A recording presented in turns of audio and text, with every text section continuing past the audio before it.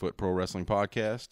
This is the L Train. Tony, thanks for coming to the show today, man, or coming on with me. I appreciate you. I found you on the web here, just looking over Portland wrestling stuff over the years, and I've been kind of looking at your site for a while, and finally checked out some of those DVDs you had, and they're fabulous. So, hey, thanks for coming on the show today, man. How you doing?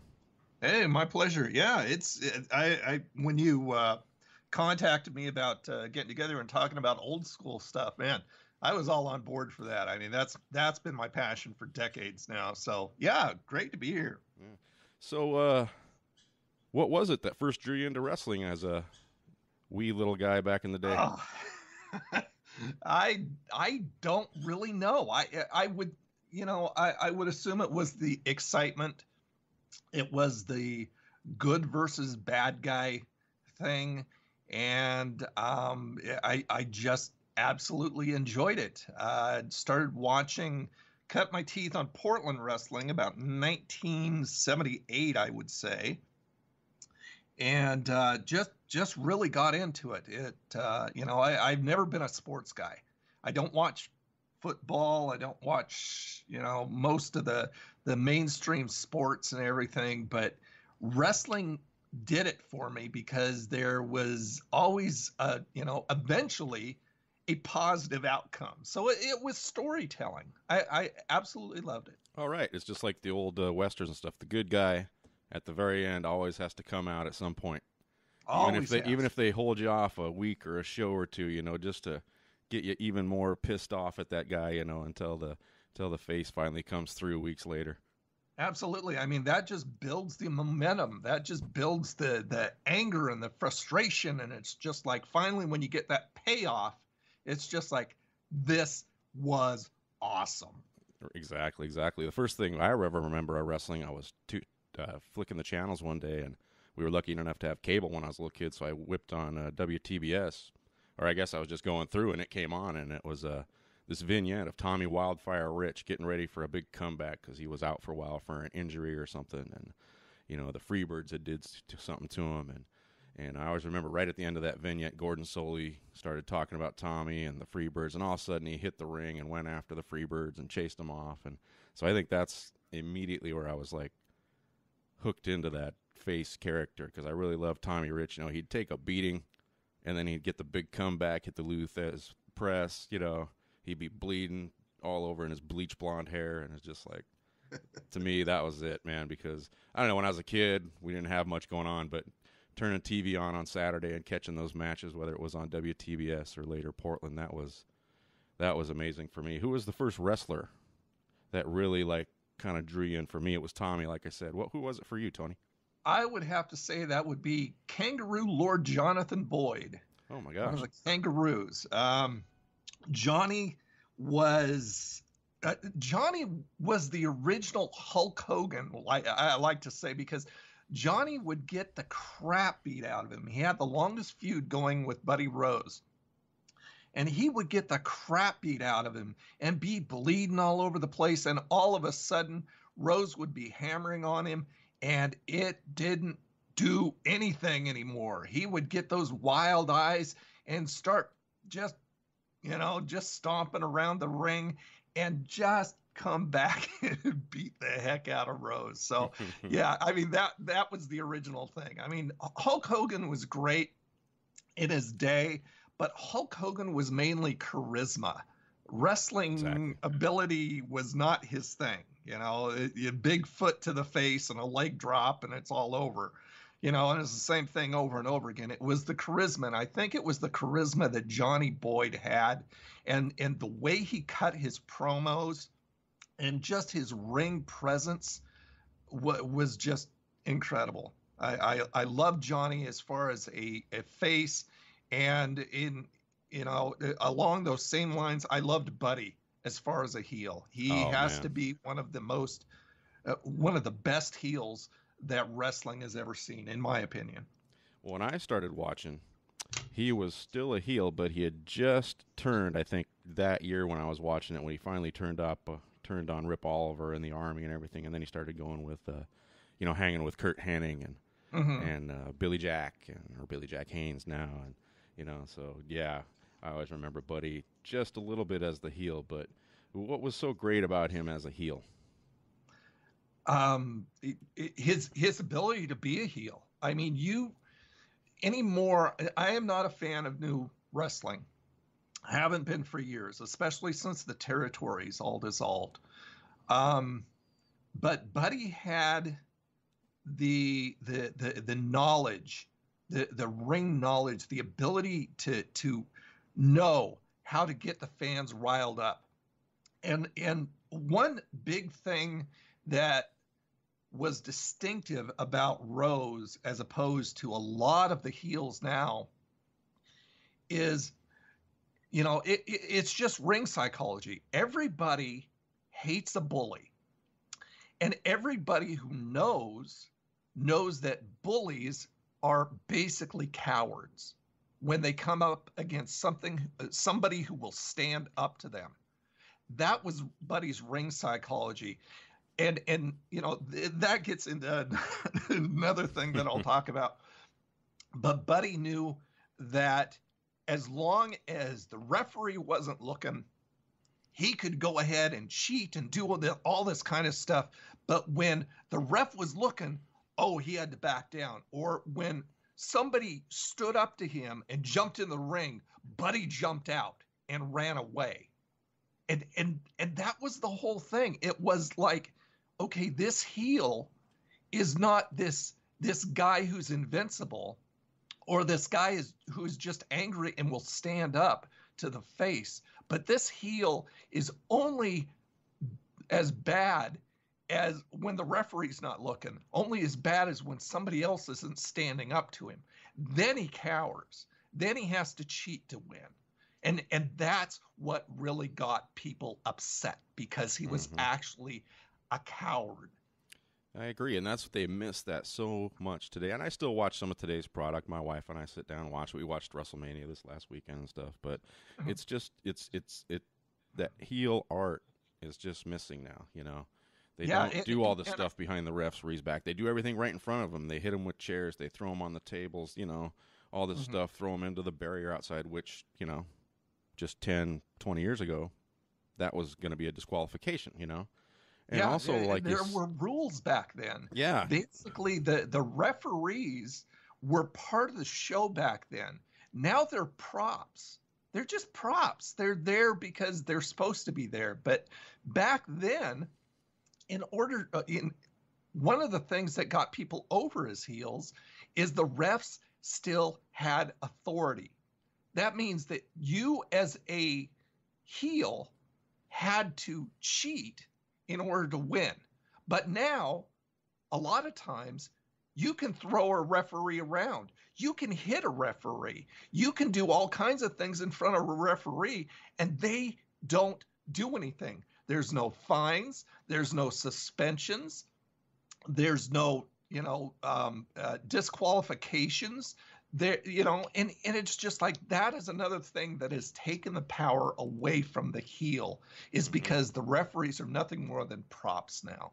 Dude, that's fabulous now, because I had just written that down when you started talking that earlier. They miss the ref these days. Back in Portland, when I was watching it with Sandy Barr, and it was the same thing. He'd get in there and shove them back, because, he was a wrestler part-time too. If they got in his face, he'd shove them back or punch him himself, He'd disqualify people, or like you said, as soon as he looked, they weren't pulling the hair. Rip Oliver wasn't jamming his thumb into the guy's throat, and like Tommy Young in the old NWA. Sandy's back in order to do that. What was that again? He had to go behind Sandy's back. He had to turn the guy around in order to plant that thumb in the throat. He didn't do it blatantly in front of Sandy because he knew that he would get disqualified. Yep, or his partner, the assassin, or whoever would be outside. They would be distracting. All of a sudden, they'd be over there yanking the hair, gouging the eyes, kicking him in the groin, all that kind of stuff. And they miss all that now. Like you said, the ref just stands in there. He's supposed to do the 10 count and the 5 count and slap the 3, and that's about it anymore. Yeah, they really have done the business a major disservice by the way they handle it anymore. Yeah, I think it really misses the kayfabe aspect, and a lot of that social media has kind of wrecked a lot of that too. But I don't know if they really played the parts like they used to. They lived and breathed who their characters were 24/7, because if the heels didn't, they were going to get beat up on the outside just stopping at a bar. You know what I mean? Exactly. I mean, that's the big thing about kayfabe. It just really does not exist anymore. And I've heard Al Snow tell other wrestlers that kayfabe is the selling of the finish. It's a showing of respect for the business, because what they do essentially is, even though everybody knows that it's scripted, that the ending is predetermined, kayfabe still left some mystery to it. Mm-hmm. Exactly. And they didn't, when they were out in public, they didn't ride with each other, they didn't eat with each other, they lived their part. Exactly. And even though these guys were not really horrible guys, or it left that mystery there. I remember one time I used to work at a place called National Video when the video stores were still around. And one of the people I worked with was Kim Stasiak, Stan's wife. Oh, right. And Stan would come into the store to pick up Kim every once in a while. And it's just amazing because, Stan comes off in front of the camera as this big, burly guy that you'd never even want to put your face up to because, you'd get it smashed. Stan was so gentle and soft-spoken. You could barely hear him because he was so soft-spoken. But I remember, I would always try and prod Kim when we'd go out to lunch or something. I'd say, Kim, come on, tell me, is it fake? She would never admit it. She would always move on to something else. And that was the whole fun of it. Kayfabe was intact then. Probably good stand-in hear you saying it was fake. You might have took one of those David Schultz backhands, Yeah, well, see, that's just it. I don't say it's fake. I say it's predetermined. Exactly. I say it's scripted, because there is no way you can fake a body slam. You can fake somebody throwing you off the top rope. That's as real as it gets. These guys are awesome athletes who know how to take a bump. But it's just predetermined. It's the same thing as going to a movie. A lot of my friends would say, why do you watch that stuff? It's fake. Exactly. I get that too. Well, why do we go to movies? Mm-hmm. Why do we watch TV shows? Do we believe that because Bill Murray was in this one movie that he can't be another character in another movie? That's ridiculous. Mm-hmm. Exactly. That's crazy. So let's see. So what do you remember from the old, getting back to some Portland stuff? Yeah. So you got to go to the old Portland Sports Arena in the day, correct? Yeah, I got to go there numerous times. My very first match was I believe it was a Tuesday special.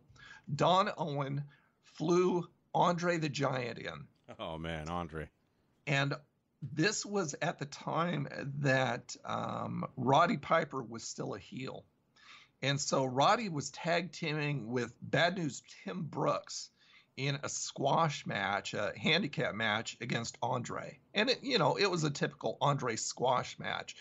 But back then, they didn't have the barriers around the ring. They didn't have the mats on the floor. That was concrete. Oh yeah. There wasn't even a rope, I don't think.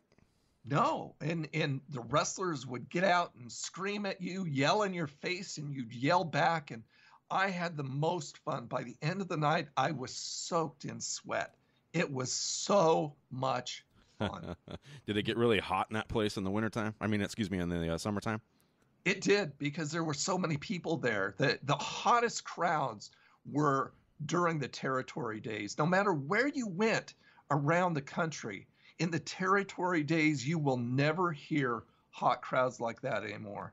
Oh, ever. No. I could hear it when I'd watch it was called Big Time Wrestling up here, up in Seattle, Yeah. on Channel 12 also.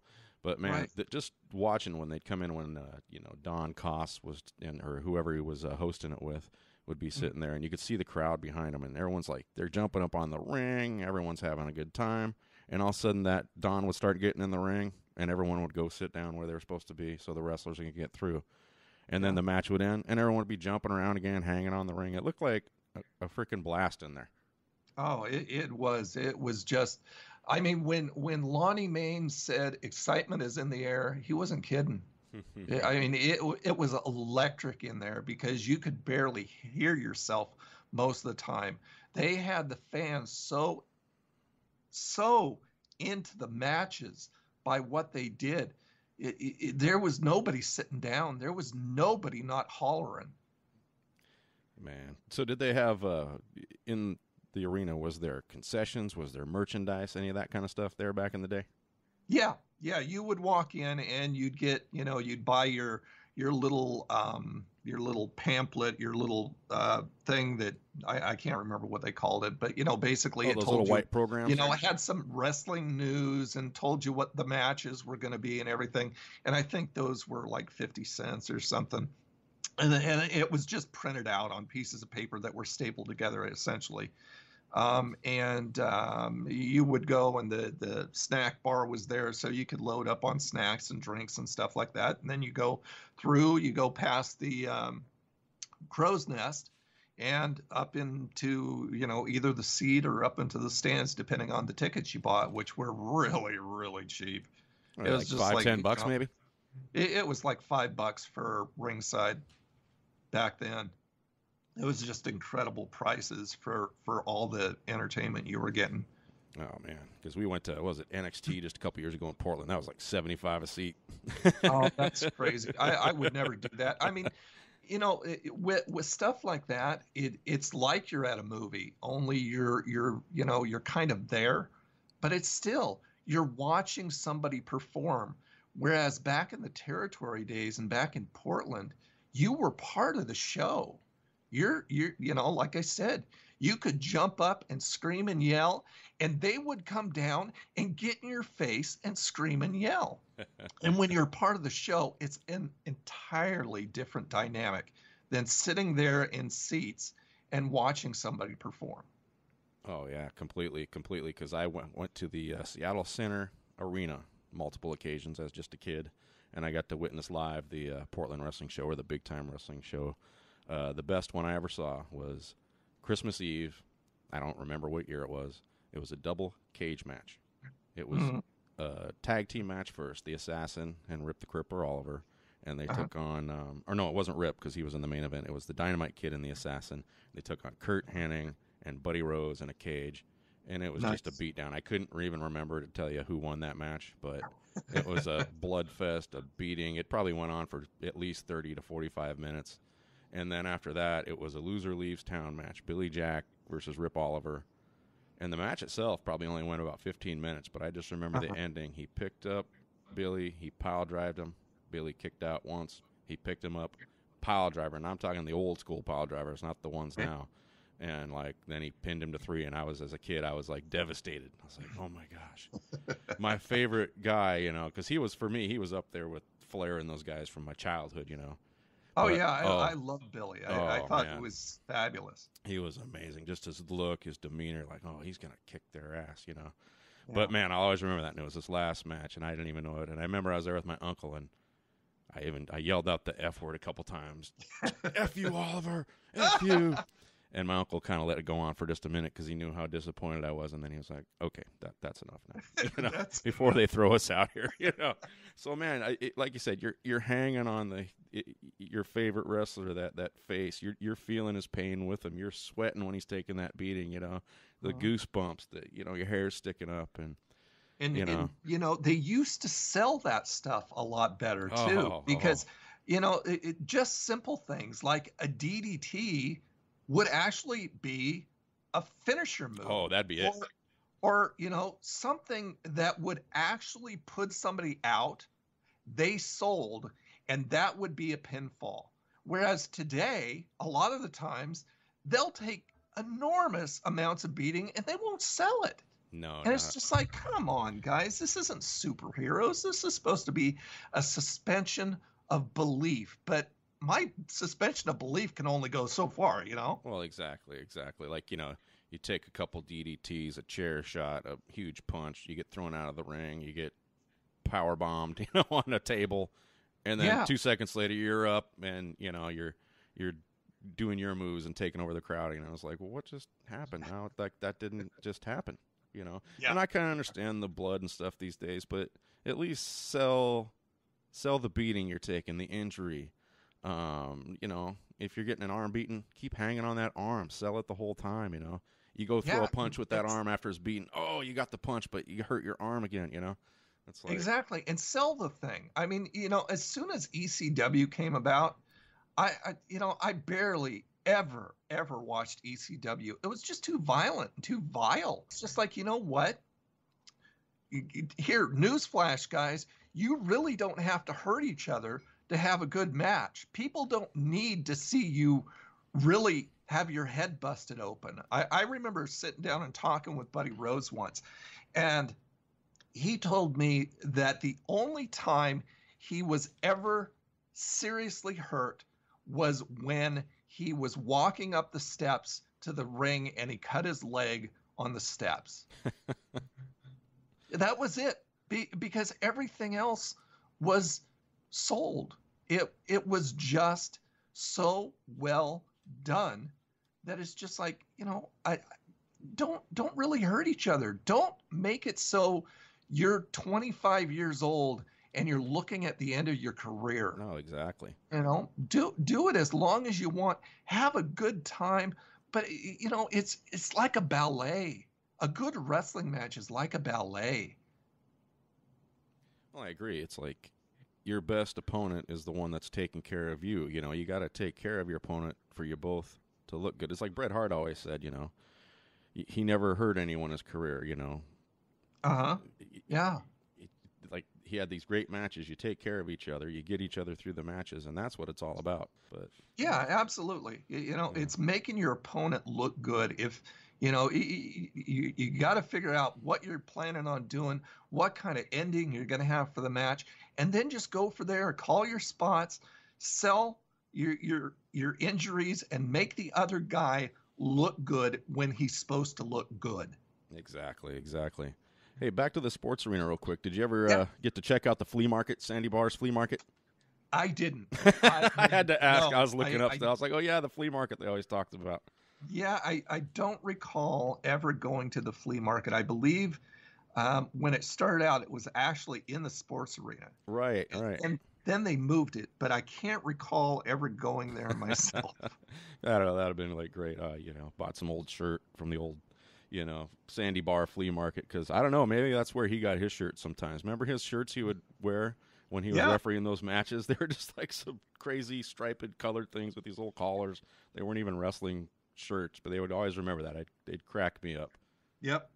And I loved him as a referee. Like I said, he was old school, got in those guys' faces. Yeah, he was pretty good. You know, I had some trouble sometimes. You know, every once in a while it was okay. I mean, it added to the excitement and the involvement with the crowd, but sometimes I had trouble with him not seeing something, supposedly, of course, and reversing the decision. It's just like, no, that should stay. Oh, right.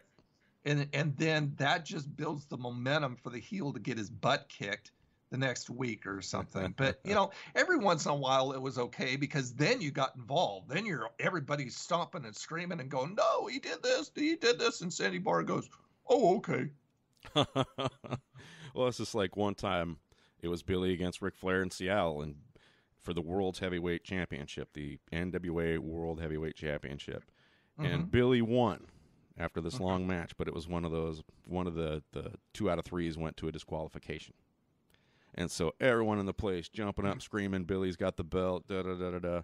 And then Sandy Bar comes in and takes the belt back, and they announce, the belt cannot change on a disqualification. And everyone's like, oh, you know. Yeah, everything just goes out of the place. You're like, oh. Yeah, I don't recall any time Flair dropping his belt when he was here. It was either a disqualification, or more often than not, it was a time limit draw. Oh, yeah, he'd carry whoever he was wrestling along. Billy, you know, didn't matter. Buddy Rose, they'd be put on some classics. And that was another great thing about the territories, is they all worked together. It wasn't an us versus them mentality. You know, they acknowledged each other. They sent each other's champions around the country, and they worked together. And because it was all for the fans back then. Oh yeah, that's like And that's Don. what worked. Oh, I'm sorry. Go ahead. Oh, and I said, and that's what worked. Oh yeah, it's like when Don Owens threw that. What was it? The 60th year anniversary of Portland wrestling, or Yeah. Don Owens, and they had the NWA champion there. I think the WWF champion, and then the AWA tag team champions, like Yeah, I all mean, under one they roof. brought Kurt in at one time as AWA champion. They brought the Road Warriors in. I remember that. It was just incredible. I think they took incredible on stuff. Slaughter It was just and like, this is great. I think they took on Slaughter and Billy Jack, if I wasn't mistaken. I think I there's a video believe somewhere on so. Amazon about that, maybe. Yeah, I believe so. I think so. I mean, like I said, I thought Billy Jack was great. I always thought that I missed my calling, that I should have been a booker, because there are so many wrestlers that I had seen in their infancy, and I'm going, these guys are going to be big. I remember seeing Rocky Maivia the very first time on WWF television. In that blue outfit. Yeah. And I'm going, and I watched him, and I watched his ability. I watched his charisma, even though he hadn't come into the Rock persona yet. And I said, this guy is going to be huge. I don't know how, but this guy's going to be huge. And he was huge. Oh. And Billy Jack, you know, he torpedoed himself. He could have been so big, because he had the body, he had the wrestling talent, he had the charisma, he had it on the mic. The thing with Billy is there are so many wrestlers nowadays that can't go between a heel and a face effectively. Billy could. Billy was downright scary when they turned him heel. He was just terrifying. I don't know if that's one of the DVDs I got from you or when I was watching online, but yeah, when he comes back and he turns heel, that was very effective. That was huge. Online. When he turned on Rip Oliver and Larry Oliver and went total heel, it was scary, you know. And I watched him back in Mid-South and stuff when he had his heel persona, and he was just terrifying. and Billy could have been huge, and Billy torpedoed himself. Yeah, he could have been. I mean, I've read, you know, things online and watched some of his interviews and his shoot interviews, and, you know, I don't really know what to believe, but I just feel terrible that, you know, he's not more of a legend now than, you know, because he could have been so huge. He went to WWE. He was going to get a big run there. Didn't work out for whatever reason. Down in Florida, he had some huge matches. Superstar Billy Graham. I mean, that guy could go anywhere and just. Oh yeah. He was going to be huge, either face or heel. I think he started believing his own hype, and that was the problem. Is when he started believing his own hype, he started, he started on this trend of, not doing well by Don Owen, and then, bad mouthing other wrestlers and saying they're out to get him and all this other stuff. And he started living his persona instead of, this is a business and this is what I've got to do in order to build myself and put myself over. But I don't have to do it because, I don't know. I'm wondering if somebody really did him wrong along the way to where he started deciding I have to take care of myself. And I don't care who I've got to step on to do it. I'll do it. I don't know. I'm not in Billy's head. No, he just seemed very, very guarded later in his career. And, in the stuff you just kind of see him on YouTube and stuff now, it's pretty sad that when he was challenging Stone Cold to an MMA fight or something. It's like, yeah, oh and my gosh. I think that may have been more of, a setup thing. I don't think that was an actual shoot, because I remember them cutting away and he's going, what's his name again? Stone Cold what? Well, maybe he was getting some like, kind of well, Billy's putting on a show, but yeah, it was hardly believable that blonde hair of his now. Oh wow, yeah, that was crazy looking. Yeah. Compared to his old, kind of short curly locks and the dark beard and everything. It's like you said, he was just, when he was pissed, like he was going after those guys, whether he was a heel or a face, he was just freaking scary. Oh yeah, he had power. He had power behind those punches. Oh yeah, and he sold those things. Mm-hmm. Wow. Yeah, he would take a good beating and come back just like the best you know, faces in the game.